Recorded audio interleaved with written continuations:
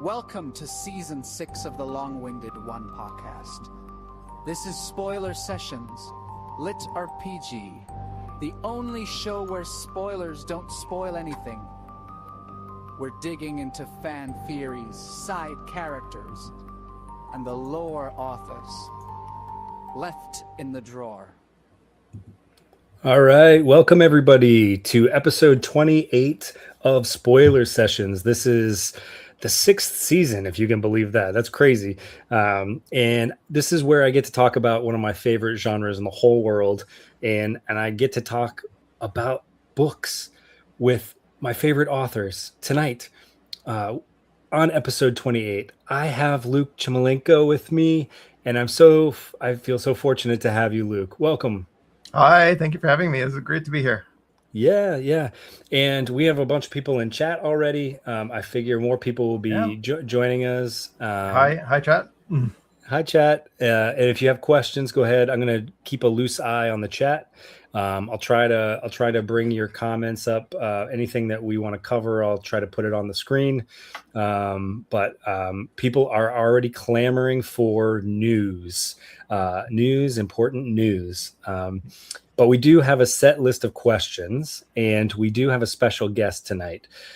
So I think we should get right in this. What do you think, Luke? Yeah, let's do it. I'm good to go. Cool. All right. Well, Luke, you are best known. You have a ton of series, but you're probably best known for Ascend Online, Starbreaker, Savage Dominion. I could keep going. And I know people have already started asking about some of these series and the future of them in the chat. And the first question has to do with one of those series. So question number 1, what can you tell us about the new traditional version of Ascend Online coming out this fall? And how will it differ from the versions fans have already read? Yeah. So I don't know if anybody's seen the post. I've been putting out slowly through the month of May, but with the help of Aethon, Ascend Online is going to be getting a brand new trad edition that we're going to be seeing in stores. So you'll be able to see it, Barnes and Noble. Again, you'll see it again on Amazon if you want to buy it direct from Amazon. But it should be in Walmart, should be in Target, should be really everywhere that you would be able to find a book.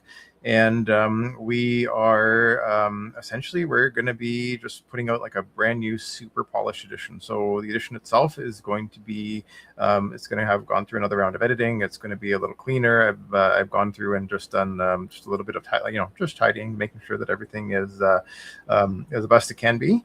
And and then we're going to take our shot at the bigger market. I mean, it's no secret that the genre is huge now. I mean, Matt's success with Dungeon Crawler Carl and He Who Fights with Monsters with Travis, and that's kind of blown the lid off. And we've all seen it. It's not just we're not kind of just chasing a trend here, but it's the demand is real. I mean, there's just more people around. I'm sure everybody sees all the recommendations. Oh, I started with Dungeon Crawler Carl. What do I read next? You know what I mean? So it's it's fantastic. So this is just a new shot at the series. So I mean, this is everybody who wants to read LitRPG and only buys books at the store. So I mean, this is going to be them. This is for them. These are this edition is for them. And if you love the series, then just grab it. We're going to try to make it as super snazzy as possible.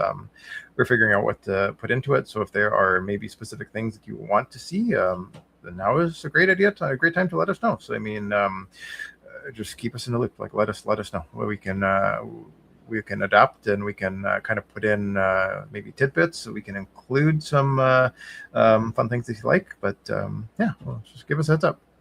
That's awesome. And we have a bunch of people here, and like people in chat, they say Ascend Online was my first lit RPG, and it changed my life. And what's crazy is that I thought I was early to lit RPG when I started reading. But you were writing it when I was starting to read it, and this is going back a decade. No, that's right. It's 10 years.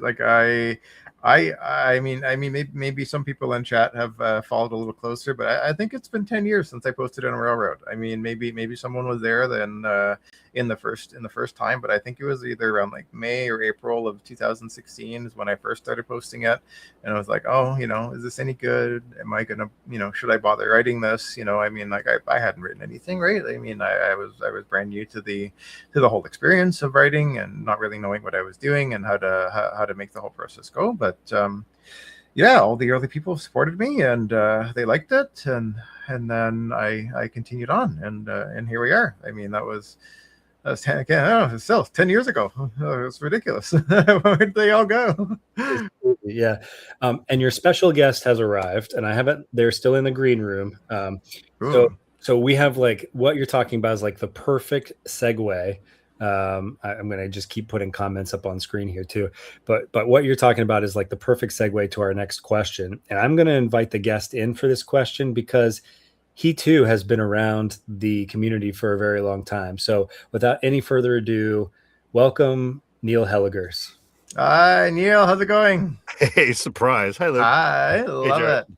Good to see you. Hey, good to see you. Yeah. Oh yeah. How's everybody? It's good. Yeah, we're good. We May was our birthday month, so we survived the birthday month, and that's great. Good. I'm looking forward to June next month, and we'll calm down to get some warm weather, and we share the same weather, so I'm sure that you get to see nice 25 degrees Celsius coming through this next week, so that'll be fantastic. Yeah, that we did dip into 33 degrees Celsius this last week for a moment, and then it swung back down. So it's a little. I'll take it. I'm cold. That's great. I'm ready for it.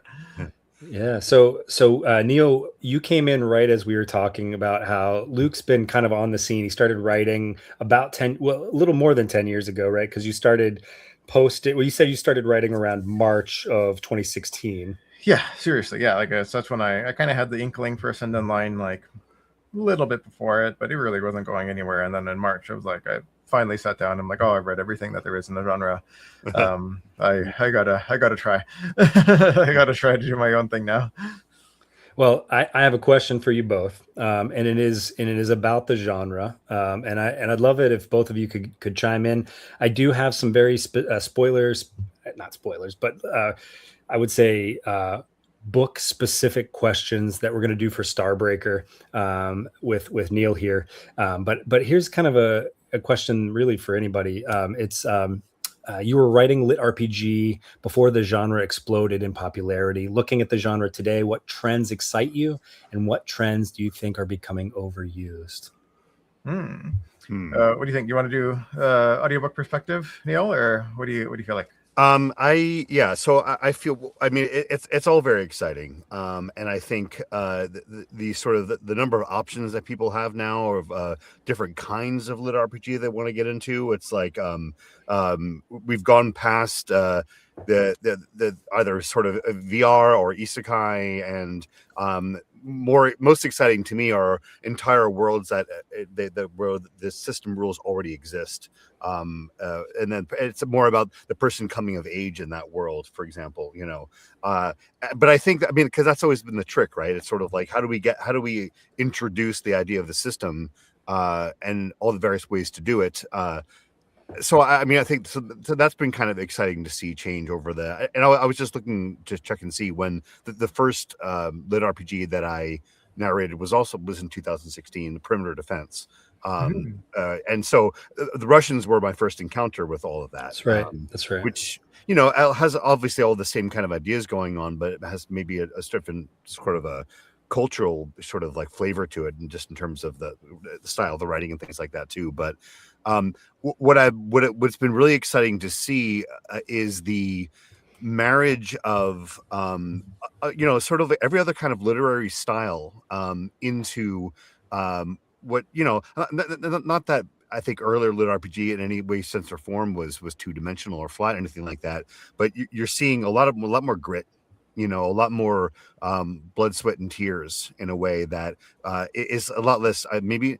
Again, not that it was surfaced before, but the growth of it, the maturity of it, is so much more invested in the very fabric of what of the storytelling and the stakes of the storytelling and things like that. So That's been enjoying to see. And I think also it's like, you know, within the idea of what the game is, you know, of the gamelit part of it.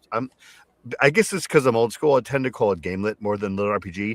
I recognize that more people call it LitRPG, but in my mind, that limits to the game to an RPG game.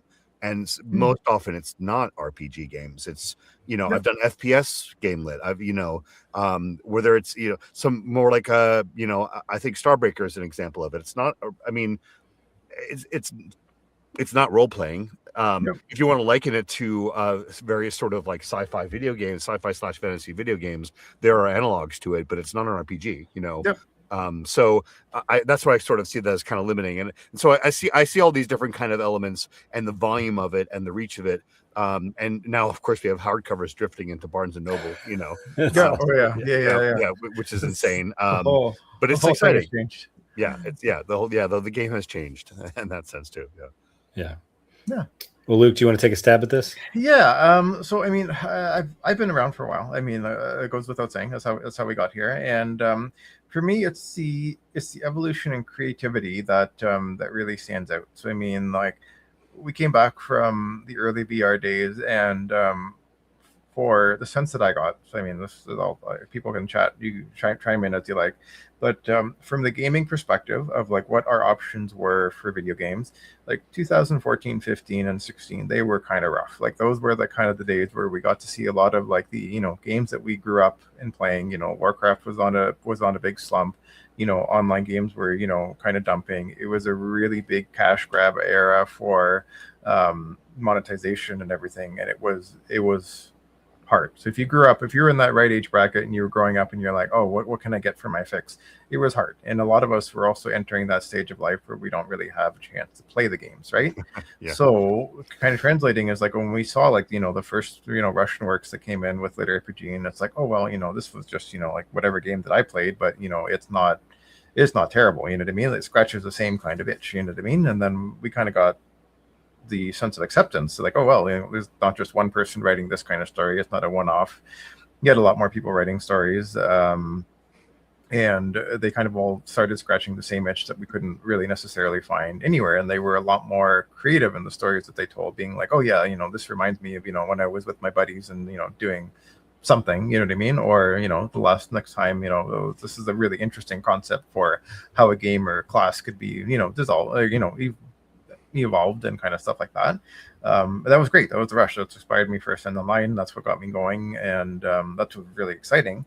And that was kind of the VR era. And then, you know, jumping forward, you know, like a really far amount of times, I really like the subversion and just like the basic concept of stuff that we get. So I mean, I'm sure that a good many people have seen All the Dust That Falls, the, you know, Isekai Rumba that has come out of nowhere. And like, I mean, I thought that was brilliant. I mean, like, yeah, it doesn't necessarily reinvent everything, but I mean, like, oh wow, like it's a brilliant concept. You kind of take the idea of like what we've enjoyed and out of video games, you apply it into like an actual kind of, you know, narrative story that's supported. Like, oh, this, you know, this is not a really traditional character, you know, how the story, like, you know, just like without spoilers, you know what I mean, like how that goes.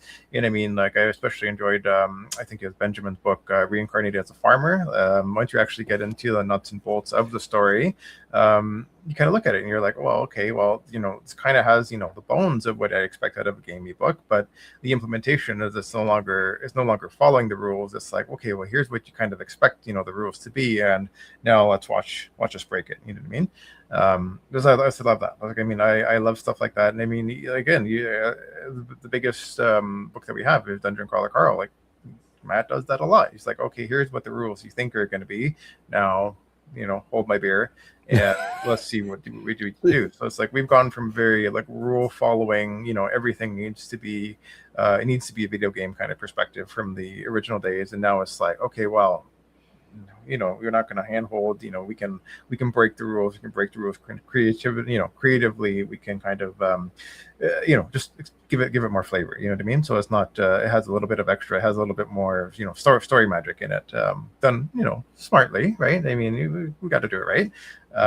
But it's yeah, I don't know, that's the best thing that I like. That's where I think our success is. Yeah. And speaking of flavor, like we're a very sort of audio heavy genre, right? People tend to consume it. Overwhelmingly so. Yeah. Yeah. And nobody does it better than Neil here. You know, and we were just talking about that a couple of episodes ago, where, you know, what's really cool, and I've noticed it through a couple of series, Neil, is where you'll be like, no, you know, like this race of creature has like this accent. So when I come back to it in book 2 or book 3, like, you know, I keep coming back to the kobolds, right, which is kind of like that French accent in Yes. Eric's series. But you'll really, you know, you'll really go down that road where you're like, well, but this, you know, this kobold's a city kobold, and this, right, like you really think about Different it. kinds of French accents, to be sure. Yeah. Oh yeah, absolutely. Anyway, yeah, I had to throw that out there. I wanted you to know that we've been talking about you. Well, I you know, I mean, part of that is the reason, you know, this is not exclusive, of course, to LitRPG, but that when you have so many characters, and also when you're trying to tell a story that has, you know, societal or cultural groupings, I go to accents and things like that as ways to help parse out these different groupings. It just makes sense to me that everyone would sound differently. Regional differences is one thing, but a cultural difference would be another. Even if everyone is still even magically speaking the same language by whatever means, they would still be not you know, not dialects but accents, you know. And so if you want, like, I mean, a good example in Starbreaker, and it's one that I've used elsewhere, is with elves. That I tend to give. I got tired of making all the elves high British.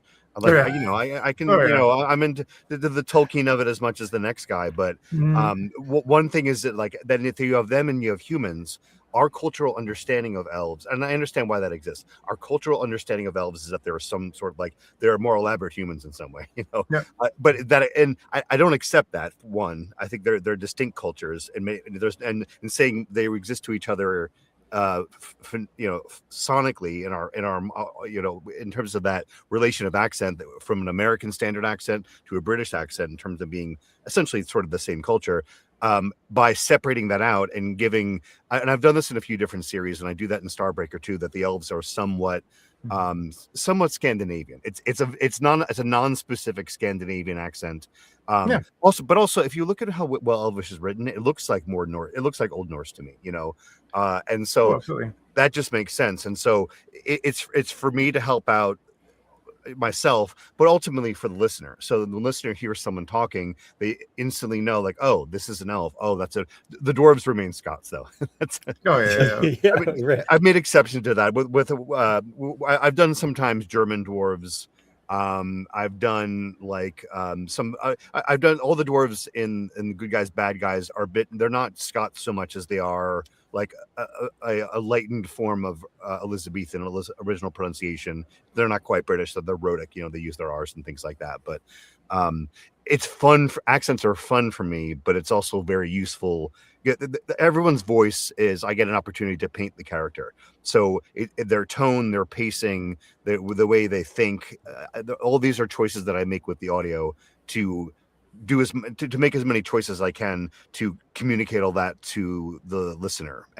But that comes from conversation. Like when I got Starbreaker, I was emailing Luke to be like, what do you think of this? What do you think of this? And we talked about things and came to agreements about all that stuff. So yeah. Well, I could ask a bunch of questions about, I do have a burning question about how, Luke, how you came to work with Neil. But I feel like I have all these questions and I could just keep, and it's going to take us away from our list of questions. So how about this? How about when we get to the Starbreaker questions, maybe you can add in that flavor about how you came to work together. Yeah, absolutely. Cool. All right.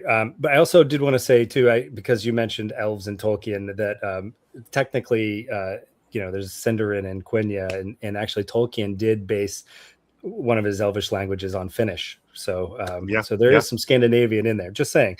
Sure. All right, let's go to the next question here. So this one, and this is one that people have been asking about. So what comes next here for you, Luke? So here's the question. Since fans will have to wait until late summer or fall for your upcoming works, and you have a bunch of them, can you provide any exclusive sneak peeks regarding the themes or magic systems in Requiem or Last Sovereign? And feel free to give us a preview of kind of what's coming. Yeah. So yeah, just at a high level. So yeah, we have Starbreaker 6 is done. It is on its way to Neil in That's on this month. Yep, coming out. Yeah, June. I'm June, right? recording it this month. Yeah.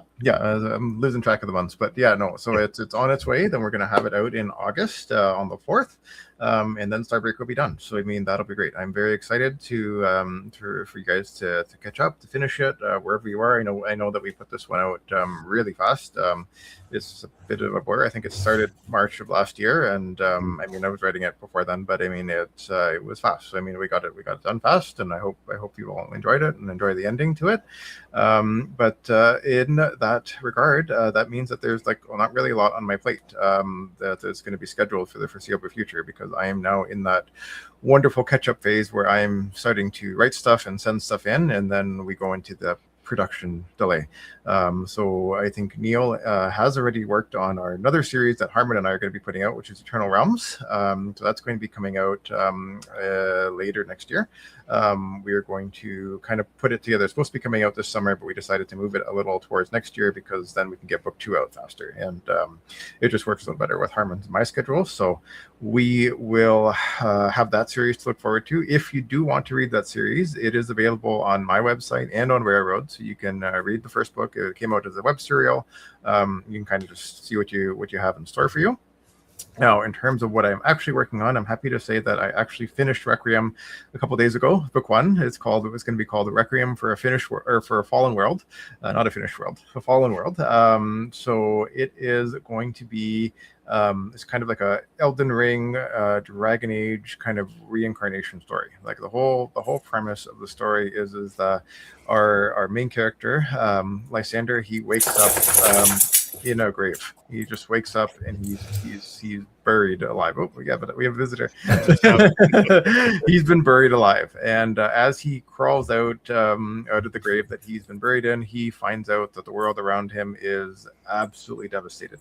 And as he kind of looks around and kind of figures out, he starts to get snippets of his past life, and he remembers that he was just murdered. So he tries to figure out, why was he murdered? What was the whole context? How did he get to where he is? He realizes he's not actually in his own body anymore. And as he kind of pieces that together, he ends up getting a messenger from one of the goddesses in the world. And the message is that the goddess brought him back to kill her, because she is about to succumb to world-ending corruption. So if she ends up succumbing to the corruption that afflicts her, she will become so powerful and out of control that she will absolutely destroy the rest of the world. The problem here is this goddess is his wife.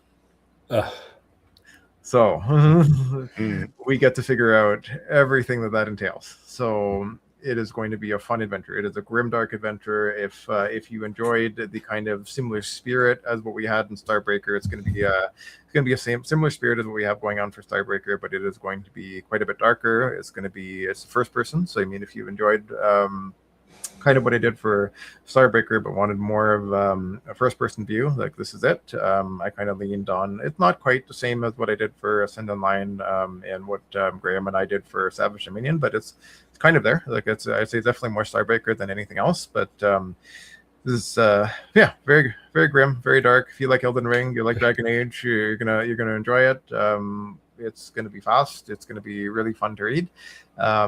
If you want to read it early, I am hoping that I will be serializing it in the next couple weeks. I need to do some work on it to make sure it's polished, and then it will be going off to Aethon, and Aethon is going to work their magic on it. So in terms of timeline, narration, everything, I have no idea. We're too early in the process. It's going to go into the void, and then we are going to figure out what we're going to do with it. So, so stay tuned. We'll find out. I'm hoping to jump onto Requiem 2 almost immediately, like maybe the end of next week. I'm not sure.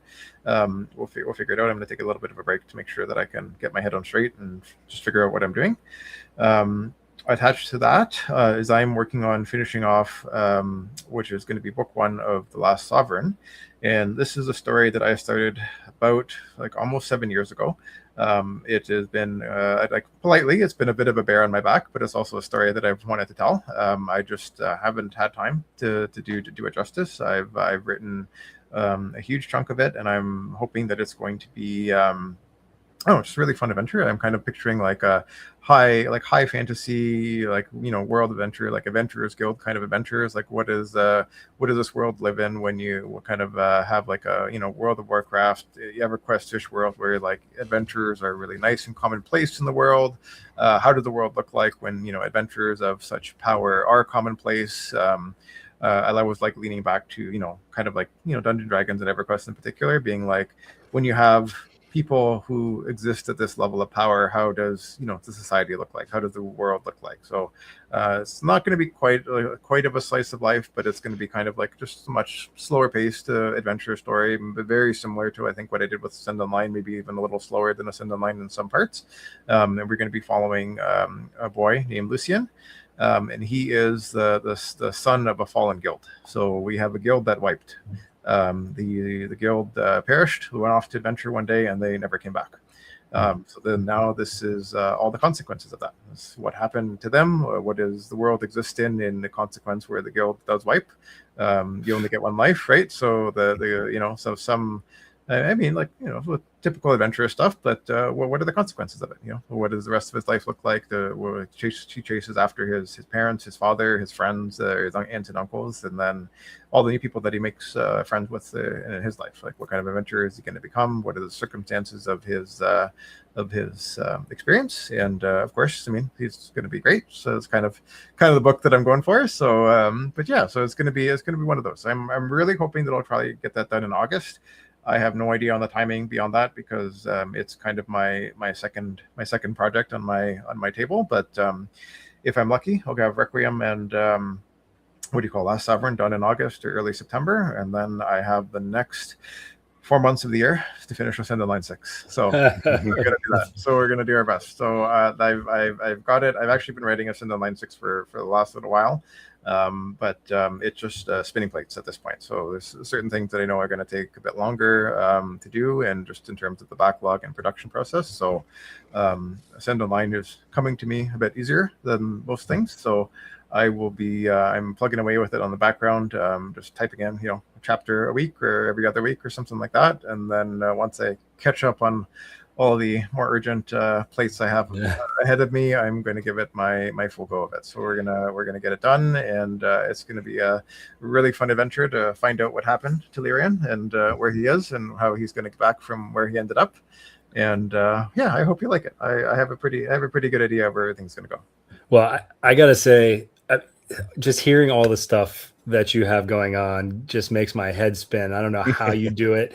And I was looking at, so the two of you worked on Starbreaker, and you guys have produced, I guess this will be the 6th book in 2 years. So essentially, that's like 3 books a year. That's insane. That's insane. Yeah. I mean, to be fair, I started writing Starbreaker in 24. So we scheduled Neil. We had we met at DragonCon. I think Harmon and I we met at DragonCon, and then I think we agreed we wanted to do Eternal Realms at that point, and then I had a chance to grab you for Starbreaker, and then it was a done deal. So that was that happened in that order. Because from my perspective, I heard about it the other direction. It could be. I knew. I think I knew about Starbreaker, and we would start working on Starbreaker obviously well before.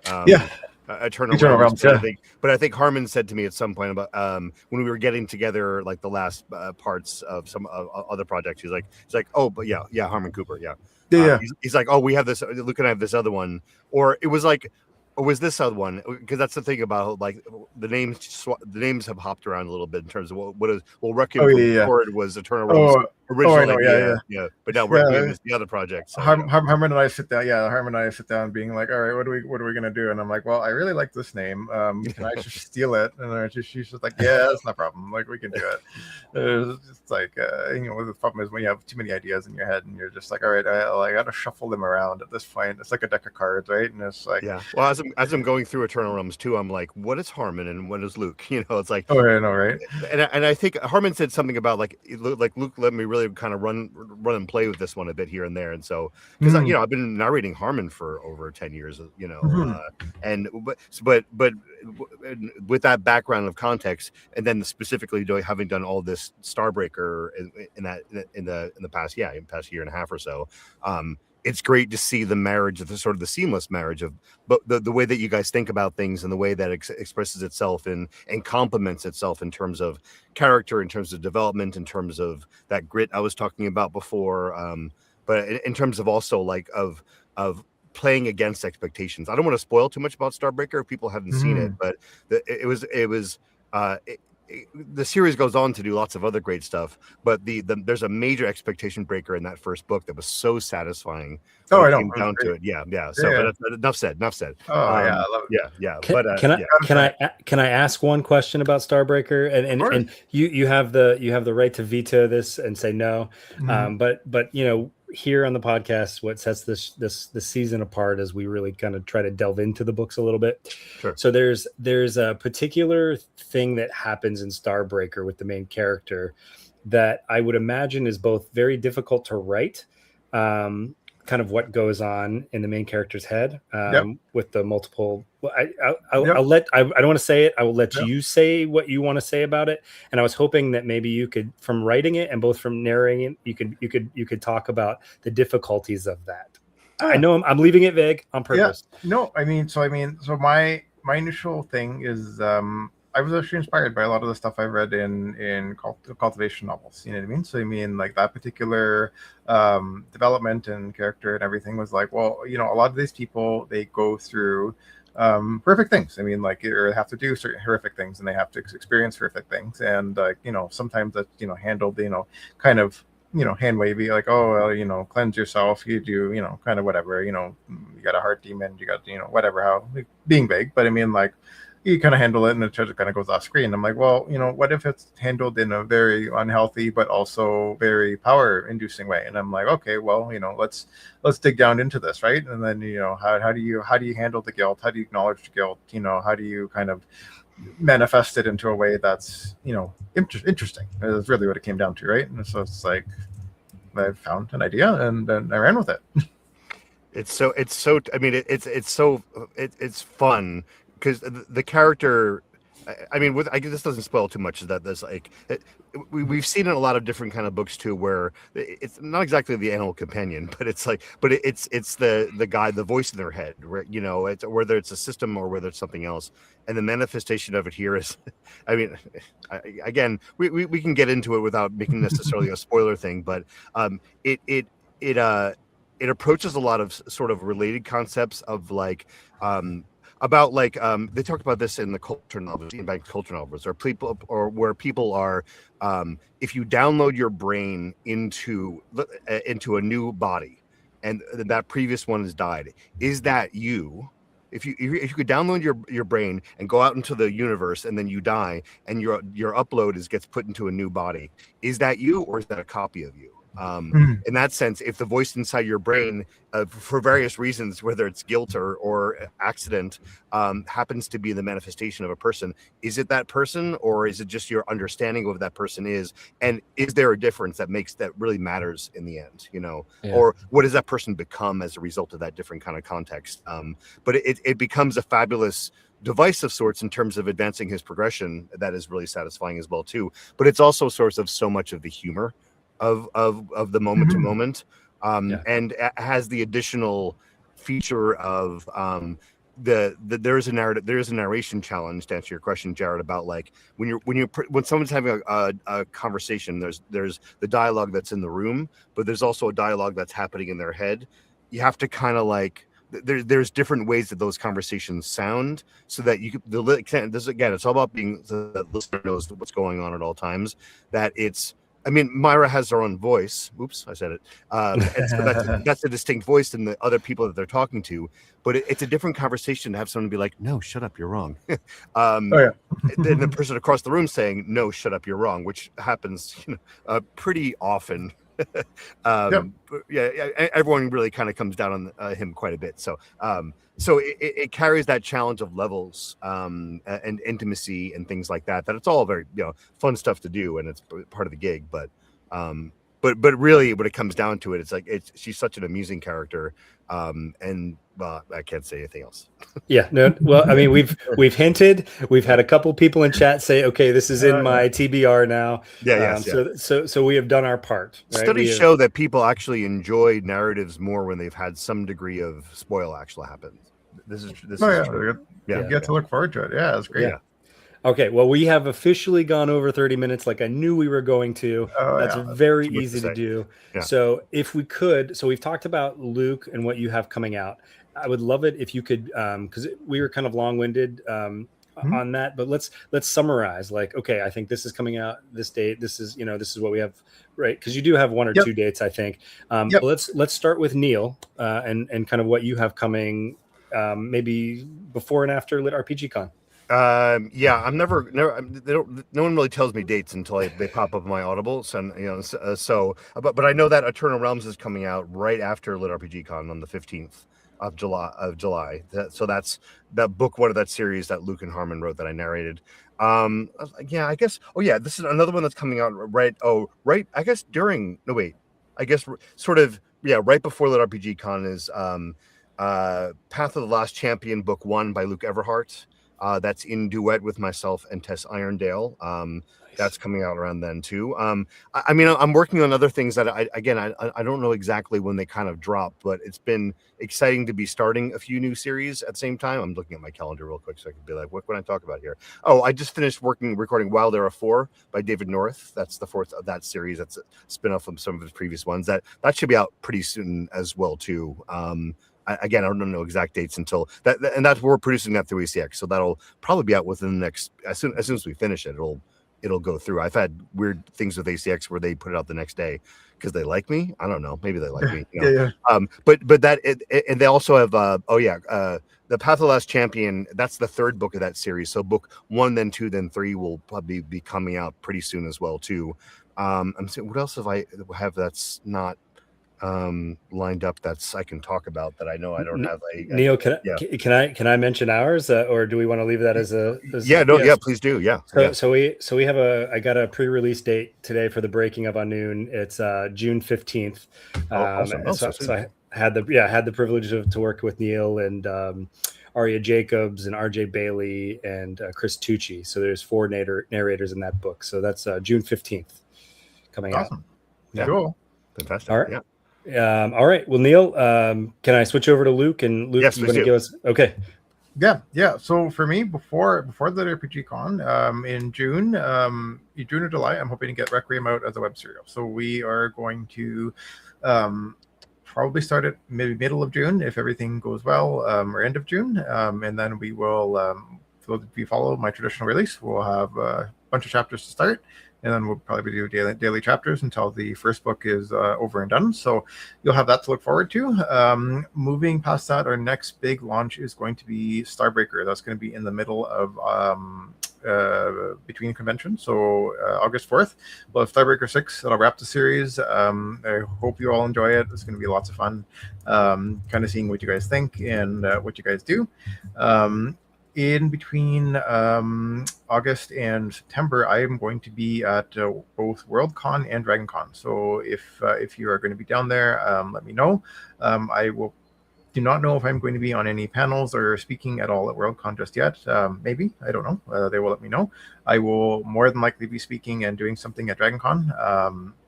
They will let me know. It's still a bit too early, but I've already been told I've been selected, so we will see. And then getting into the fall, we will enjoy Aether Forge 3. I believe it hasn't been formally scheduled yet. It's been informally scheduled for October. So if you're looking to finish the series of Aether Forge, that will be the last book in our series coming out in October. And that'll be with Harmon and I as well. So do look forward to that. We'll have that series wrapped. And past that, I do not know. We might be able to get the official release of Requiem in there. We might be able to get the official release of The Last Sovereign in maybe towards the end of the year. It's really going to depend on how quickly pieces move. But if by the end of the year, if everything goes super well, we can probably look forward to Ascend Online going as a serial, Ascend Online 6 starting as a serial at some point. But then all of next year is probably going to be pretty busy. I can't tell you what that schedule is going to look like, but we're probably going to have all the serials that are starting now are going to probably start releasing towards the end of the year, early next year, and then we're going to have a steady backlog. It's going to be stuff coming out nonstop between Eternal Realms and Requiem and everything else, and I'll probably have a lot more gray hair by then, just a little bit right now. But I don't know what you're talking about. Yeah, exactly. Right. I mean, someday I'll start growing gray when I do. Rest in peace, right? Yeah. So, So it's if you want to be early, now's the time to be early. And then if you want to play catch up on everything I have out now, Starbreaker is the best thing to do. You have 5 books to catch up on before August. So you should enjoy it. Well, that's awesome, guys. We only went 10 minutes over. I think we should get an award for this. Feels like a win. Yeah. So we have 6 weeks to LitRPG Con, when hopefully we all see each other and hang out and party in Denver. So I'll be there. Thank you both for coming. Yeah. All right. Thank you so much, Jared. All right. We'll see you, everybody. Bye.